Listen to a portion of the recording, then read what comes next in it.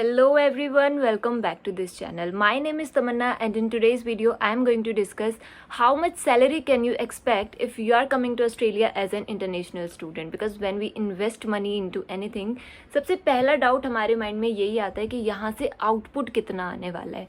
So without wasting time, let's begin. तो Australia में क्या है कि आपको 1 घंटे के अकॉर्डिंग सैलरी मिलती है. आपका जो पर आवर का जो पे है वो फिक्स रहता है कि 1 घंटे में आपको इतना मिलना ही है, और उसके अकॉर्डिंग आपने महीने में जितने भी आवर्स काम किया है वो सैलरी आपके अकाउंट में आ जाती है. एंड यहाँ पे हर हफ्ते आपको सैलरी मिलती है, लाइक हर 7 डेज़ में सैलरी जो है आपके अकाउंट में आती रहती है. अब उस 1 घंटे में भी क्या है, उस 1 घंटे का पे भी गवर्नमेंट ने एक मिनिमम फिक्स किया हुआ है कि आप किसी भी ऑर्गेनाइजेशन में कैसी भी जॉब कर रहे हो, आपको वो ऑर्गेनाइजेशन $21.38 तो देगी ही.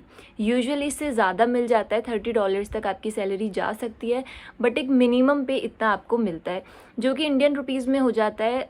डॉलर का रेट फ़िलहाल 55 चल रहा है, तो ये 1 घंटे का पे आपका हो जाता है 1176 रुपीज़. This is minimum.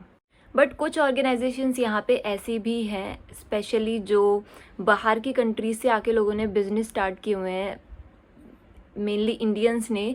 वो क्या करते हैं कि वो $14 $15 पे बच्चों से काम कराते हैं, बस इस बात का फ़ायदा उठा के कि इंटरनेशनल स्टूडेंट्स नए नए आए हैं तो इनको जॉब चाहिए, तो वो $15-16 पे भी काम कराते हैं एंड सैलरी आपको कैश में देते हैं.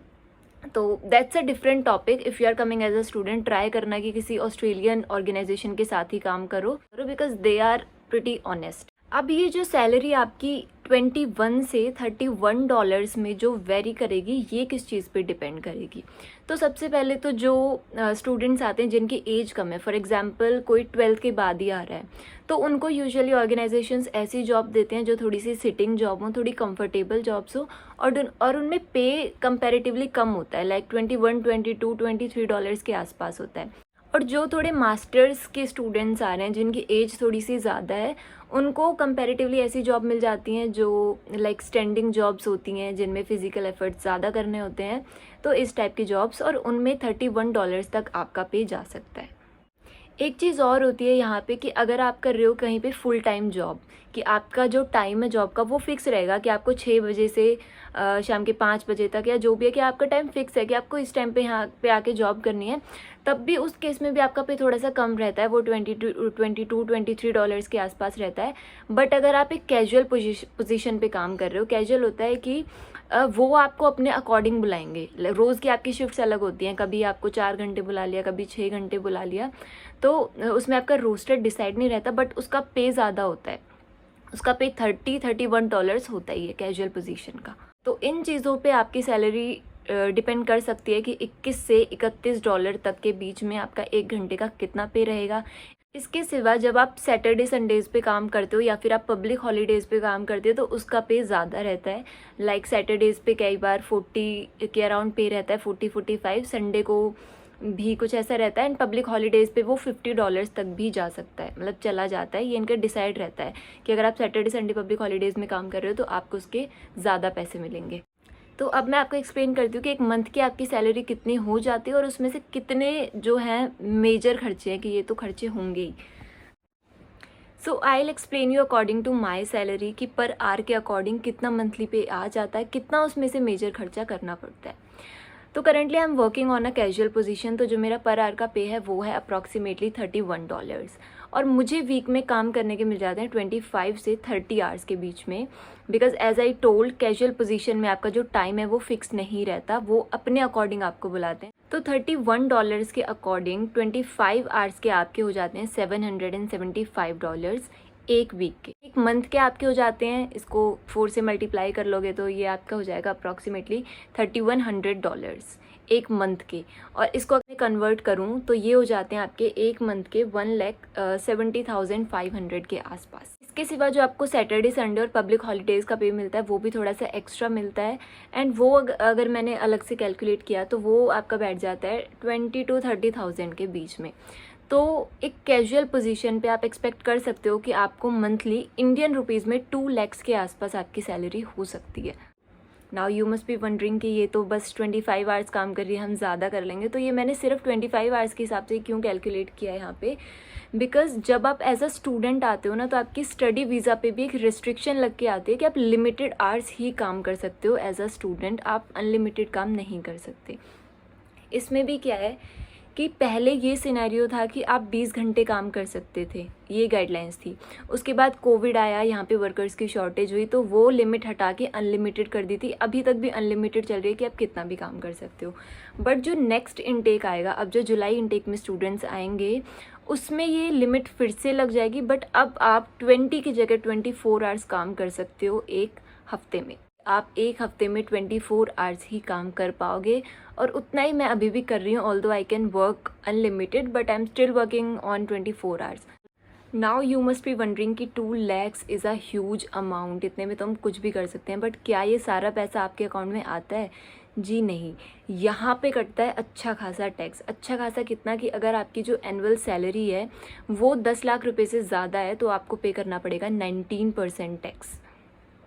तो 19% के अकॉर्डिंग अगर मैं डिडक्ट करूँ तो आपके 30-40 हज़ार तो टैक्स में चले जाते हैं, ठीक है। बच्चे आपके 1.5 lakhs के अकॉर्डिंग। अब जो यहाँ पे सबसे मेजर खर्चा होता है वो होता है रेंट का।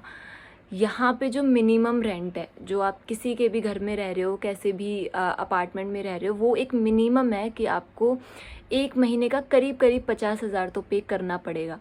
इससे ज़्यादा ही है, मैंने इससे कम कहीं नहीं देखा है, ठीक है। तो ये चले गए आपके रेंट के। इसके सिवा 10-20 हज़ार के आसपास आपके चले जाएंगे ग्रॉसरी के। तो आपके पास जो बचते हैं वो बचते हैं 70 to 80,000 के आसपास। तो ये मैंने आपको $31 के अकॉर्डिंग बताया है, जो एक कैजुअल पे है, और 31 यहाँ पे मैक्सिमम पे है।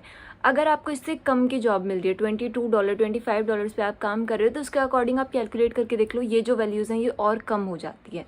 अब इन पैसों में ये एक्सपेक्ट करना कि आप अपने अगले 6 महीने की फ़ीस भी पे कर दोगे, जो कि होने वाली है 7 से 8 लाख, ये बहुत मुश्किल हो जाता है। I am not discouraging anybody, I am not like saying कि ये बिल्कुल इम्पॉसिबल है, हो जाता है बट काफ़ी मुश्किल है। तो अब इसमें आप कर क्या सकते हो? आप कर सकते हो एक दूसरी जगह काम जो आपको कैश में सैलरी दें, बिकॉज कोई भी ऑर्गेनाइजेशन यहाँ कोई आपको इलीगली काम तो नहीं देगी कि आपके वीज़ा पे 24 आवर्स लिखा हुआ है और आपको 24 आवर्स से ज़्यादा वो काम दे रहे हैं। ऐसा यहाँ पे नहीं होता, यहाँ पे लोग रूल्स फॉलो करते हैं। तो जब आप कैश पे पोजीशन देखोगे तो कैश पे अगेन वो आपसे $15 $16 पे काम कराएंगे। बट कुछ ना होने से तो कुछ अच्छा है। इफ़ यू थिंक आप स्टडी के साथ इतना काम मैनेज कर सकते हो कि आप डबल शिफ्ट में काम कर सकते हो, you can definitely do that. इसके अकॉर्डिंग जो है आपके 50-60 हज़ार आपकी सैलरी में ऐड हो जाते हैं। इसके सिवा क्या कर सकते हो? इसके सिवा आप कर सकते हो ऊबर ईट्स वगैरह की जॉब। ऊबर ईट्स यहाँ पे बहुत अच्छा है क्योंकि आप अपने टाइम के अकॉर्डिंग कर सकते हो, तो आप अपने फ्री टाइम में वो कर सकते हो, उससे भी आपको ठीक ठाक पैसे आ जाते हैं। तो चीज़ें मैनेज हो जाती हैं, बट एक थोड़ा सा एक अपना बैकअप अमाउंट भी रखना घर पे या अपने पास, कि अगर पार्ट टाइम जॉब से मैनेज नहीं हो पाता है तो आपके पास बैकअप रहे फ़ीस पे करने का। और अगर आप 1 साल की अपनी फ़ीस पे करके आ सकते हो तो उससे बेटर तो कुछ है ही नहीं, ठीक है। अब सैलरी है तो खर्चे भी हैं, ये हो गई पहली रियलिटी। बात करते हैं दूसरे पॉइंट की कि क्या ये सारी चीज़ें मैनेज करना आसान है। जो हम सोच के आते हैं कि चलो वीज़ा पे 24 आवर्स की लिमिट है, बट हम ज़्यादा काम कर लेंगे, उस हिसाब से हमने 4-5 लाख में वो वैल्यू कैलकुलेट की हुई होती हैं, तो क्या वो सारी चीज़ें पॉसिबल है? देखो, सबसे पहली चीज़, आप अगर स्टूडेंट हो तो आपका कॉलेज भी होगा। यहाँ पे कॉलेज ज़्यादा दिन नहीं होते, बट 2 दिन 3 दिन 4 दिन तो होगा ही वीक में। बचे आपके बाद के 2-3 दिन, उसमें अगर आप जॉब कर रहे हो, आप एक ही जगह अगर 5-6 घंटे की शिफ्ट कर रहे हो, तो दूसरी जॉब करना बहुत मुश्किल हो जाता है। फिर भी चलो हमें लगता है कि कर लेते हैं, तो वो दूसरी जॉब जो आपको मिलेगी वो कितने डिस्टेंस पे मिल रही है, कितनी दूर मिल रही है। दूसरा, क्या वो आपकी जो शिफ्ट्स हैं वो बैलेंस हो पा रही हैं कि एक जगह आपको मान लो 10 से 5 बजे का काम मिल रहा है, दूसरा आपको पता लग रहा है कि दूसरी शिफ्ट 7 बजे शुरू है और वो आप ऑलरेडी 2 घंटे के डिस्टेंस पे है। तो जो कंफर्ट है और जो वर्क लाइफ बैलेंस है वो बिल्कुल ख़त्म हो जाता है यहाँ पे आके, ठीक है। तो एक जॉब आसानी से हो जाती है, बट दूसरी जॉब भी उसके साथ मैनेज करना दैट इज़ डिफ़िकल्ट। तीसरा पॉइंट कि जब आप एज अ स्टूडेंट आते हो, आप आपके पास चॉइस नहीं होती कि हमें इस तरह की फील्ड जॉब करनी है, एक कोर जॉब करनी है, कंपनीज़ में या बहुत अच्छी पोजीशन पे काम कर रहे हो, ऐसा नहीं होता। क्योंकि कोई बड़ी ऑर्गेनाइजेशन अगर हायर करेगी ना, वो वीज़ा देखेगी। अगर आप फुल टाइम अवेलेबल हो तभी आपको कोई जॉब देगा, क्योंकि वहाँ पे टाइम फिक्स होता है। बट आप आ रहे हो एज अ स्टूडेंट, कभी आपकी क्लास है, कभी एग्ज़ाम है, कभी कुछ है, तो आपको ऐसी ऑर्गेनाइजेशंस जॉब नहीं देती, तो आपको पार्ट टाइम जॉब भी करनी पड़ती है। अब वो जॉब किसी भी टाइप की हो सकती है। यू कांट चूज़ कि आपको ये करना है, ये नहीं करना, क्योंकि लिमिटेड जॉब्स हैं, मिलने में भी मुश्किल होती है, तो आपको कुछ भी करना पड़ सकता है स्टार्टिंग में। ये ऑर्गेनाइजेशन जैसे यहाँ पे शॉप्स नहीं होती, सुपर मार्केट्स होती हैं, है ना, जहाँ पे लोग सारी शॉपिंग करते हैं, तो वहाँ पे आपको कोई जॉब मिल जाए, वो स्टॉक मैनेज करने की, कंप्यूटर्स पे इन्वेंट्री वगैरह मैनेज करने की, किसी भी टाइप की आपको जॉब करनी पड़ सकती है। अब चाहे वो डिश वॉशिंग की जॉब हो, कहीं पे क्लीनिंग की जॉब हो, यहाँ पे सुपर मार्केट्स होते हैं, शॉप्स नहीं होती, तो सुपर मार्केट्स में हो सकता है कि जैसे लोग शॉपिंग करते हैं, वो सारा सामान फैला दिए, वो स्टॉक मैनेज करना हो। तो कैसा भी काम हो, आपको स्टार्टिंग में करना पड़ सकता है जब तक आपकी स्टडीज़ ख़त्म नहीं होती। अच्छी जॉब्स भी होती हैं, नो डाउट, बट कैसी भी हो सकती हैं। लेकिन यहाँ पे ये सिनेरियो है कि आपको कोई भी काम करते टाइम ये फील नहीं होगा कि यार ये हम क्या काम कर रहे हैं, इंडिया में इतनी अच्छी लाइफ थी, ये क्या करना पड़ रहा है। और कभी ऐसा भी नहीं लगेगा कि लोग आपको मतलब डिस्क्रिमिनेट कर रहे हैं या फिर आपको छोटा फील करा रहे हैं, बिकॉज़ यहाँ पे जो खुद जो ऑस्ट्रेलियन है वो भी सारे काम करते हैं। एक यहीं पे पास में एक सुपरमार्केट है, वूलवर्ड्स, तो वहाँ पे एक है जो क्लीनिंग कर रहे हैं, and he is PhD in clinical sciences.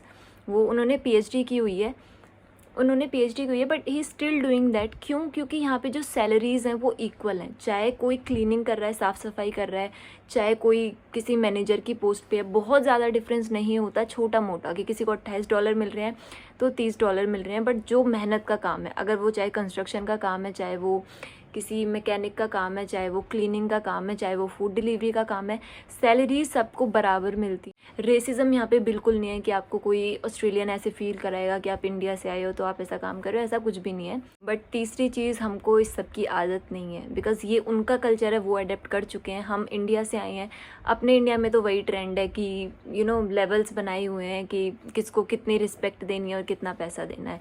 तो हमारे लिए वो चीज़ एक्सेप्ट करनी थोड़ी सी मुश्किल हो जाती है। ठीक है, अब अगर इतनी मुश्किल है, अगर इतनी सैलरी है, खर्चे भी बहुत ज़्यादा हैं, जॉब करना भी मुश्किल है, और हम जॉब भी फिर ऐसी कर रहे हैं जो हमारे फील्ड की नहीं है, हमारी कोर जॉब नहीं है, तो फिर आने का फ़ायदा क्या हुआ? तो देखो, ये जो भी जॉब्स आप कर रहे हो, ये तब तक कर रहे हो जब तक आपकी स्टडी ख़त्म नहीं हो जाती, क्योंकि स्टडी वीज़ा पे आपको अच्छी जॉब्स नहीं मिलती आसानी से। दूसरी चीज़, जैसे ही आपका स्टडी वीज़ा ख़त्म होगा, आप वर्क परमिट पे आओगे, तो आप अनलिमिटेड काम कर सकते हो, तो आपकी जो सैलरी है डबल ट्रिपल हो जाएगी, और फिर आपको फ़ीस भी पे नहीं करनी। तो तब उस टाइम पे जो आप 4-5 लाख कमाओगे वो आपकी जेब में जाएंगे। तो बाकी की जो आपकी लाइफ है, एक स्टडी ख़त्म होने के बाद जो आपकी लाइफ है, ये हमेशा ऐसी नहीं रहने वाली। तो if you are coming as an international student, अपना यही माइंडसेट लेके आना कि आते ही लाइफ फेरी टेल नहीं हो जाएगी, बहुत ज़्यादा कंफर्ट आती है आपको नहीं मिलेगा।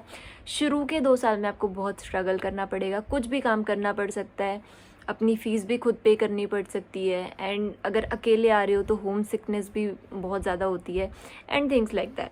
तो अल्टीमेटली चीज़ें ठीक हो जाएंगी, ऐसा नहीं है कि पूरी लाइफ ये ही चलने वाला है। 2 साल का स्ट्रगल है, और 2 साल तो मेहनत करनी पड़ेगी, because nothing comes for free. कुछ भी आसानी से नहीं होता, हमको हर चीज़ के लिए पे करना पड़ता है, अब चाहे वो पैसा हो या एफ़र्ट्स हों, तो एफ़र्ट्स करने पड़ेंगे।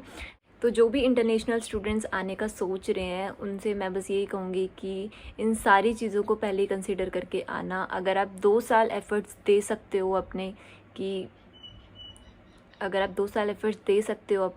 Then this place is for you, you will not regret coming here. But अगर यही माइंड सेट है कि नहीं यार, काम नहीं करना, ये नहीं करना, वो नहीं करना, then this place is not for you. Last and important thing, if you are coming with your partner, तो आपकी चीज़ें मैनेज करनी आसान हो जाती हैं, बिकॉज सबसे पहला पॉइंट तो आपको सपोर्ट मिल जाता है, you don't feel home sick. Secondly, आपका जो रेंट है ना, वो एक ही पर्सन के अकॉर्डिंग जाता है, आपको डबल रेंट पे नहीं करना कि आप 2 लोग जा रहे हो तो आप डबल पे करोगे, बिकॉज़ यहाँ पे आप कहीं भी घर देखोगे ना, आपको एक रूम का वो सेम ही रेंट मिलेगा, थोड़ा बहुत वो ज़्यादा मांग सकते हैं if you are a couple. देन जो आपका ग्रॉसरी का खर्चा है वो भी ऑलमोस्ट सेम ही रहेगा, बहुत ज़्यादा डिफरेंस नहीं आता। जहाँ एक का खाना बनेगा वहाँ दो का बन जाता है, बट आप लोग मिलके जो है फीस पे कर सकते हो। So that's a plus point if you are coming with your partner. चीज़ें बहुत सॉर्टेड और बहुत आसान हो जाती हैं। This is all about my experience till now. ये सारी चीज़ें कंसिडर कर लेना before coming here, and that's